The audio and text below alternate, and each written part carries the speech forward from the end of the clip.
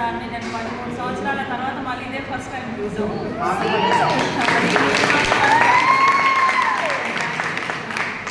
నేను 2009లో మీ స్కూల్కి మన స్కూల్కి వచ్చాను.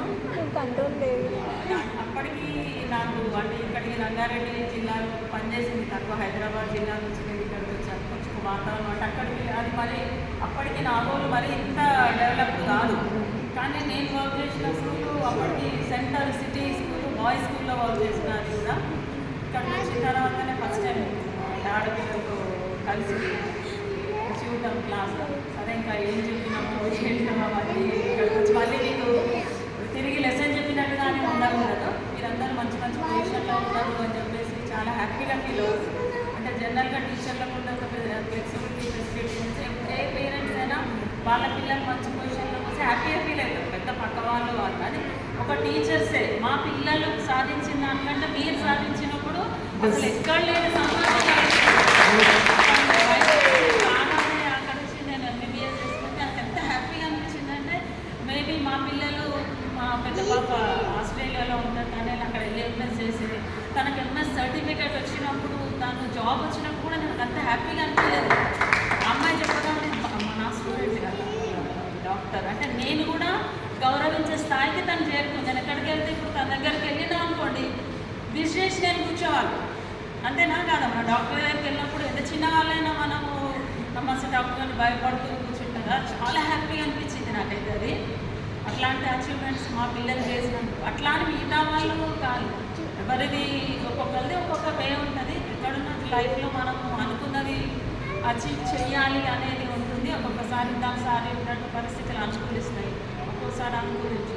మన డెస్టినీలో లేవు అని అనుకుంటాము, కొన్ని అనుకోకుండా కూడా అందుతూ ఉంటాయి.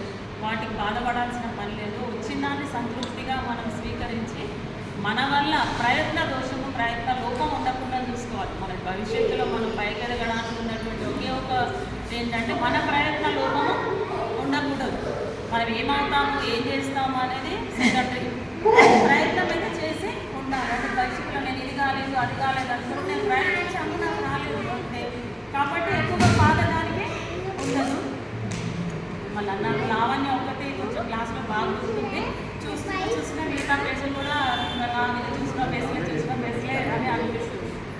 మేబీ అంటే మిమ్మల్ని కొన్నిసార్లు మేము కొట్టవచ్చు, తిట్టవచ్చు, బెదిరించవచ్చు. అవన్నీ కూడా మీ భవిష్యత్తుకి పాటలు వేయడానికి ఒక మంచి దారిలో నడపడానికి మా వంతు ప్రయత్నాలు మేము చేస్తూనే ఉంటాం. అప్పుడైనా ఇప్పుడైనా కూడా కొంతమంది టీచర్లు అంటే మీకు ఉంటుంది కదా, మీరు మమ్మల్ని చెప్పారు అట్లా ఏదన్నా. అందుకే చెప్తున్నాం మేము టీచర్లకి అందరికీ మొత్తం సొసైటీలో ఉన్న మిగతా వాళ్ళందరికీ తేడా అదొక్కటే.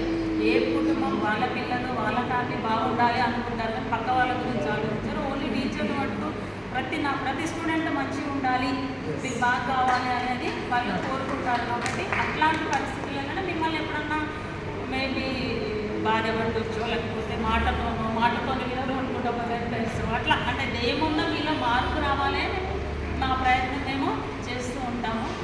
మీరు అందరూ అనుకున్నవన్నీ సాధించాలని భవిష్యత్తులో ఉన్నత శిఖరాలకి కాకపోయినా హ్యాపీగా ఉండి మీరు అనుకున్న ఏ బాధ లేకుండా హ్యాపీగా ఉండాలి అని కోరుకుంటున్నాము.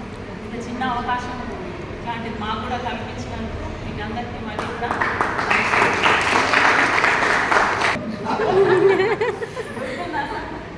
చరణాల బ్యాచ్ కూర్చోబెట్టాము. 2 సెక్షన్లో సార్ వచ్చాను.